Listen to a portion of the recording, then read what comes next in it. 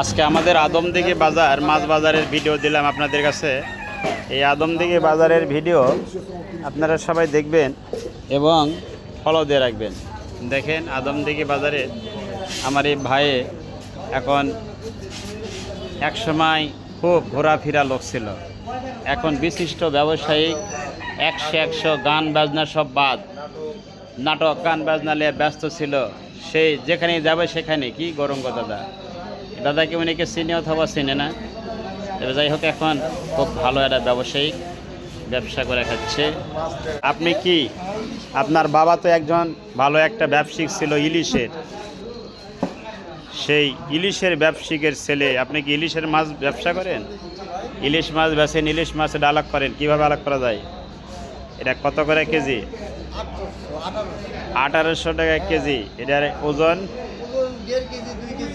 1.5 KG.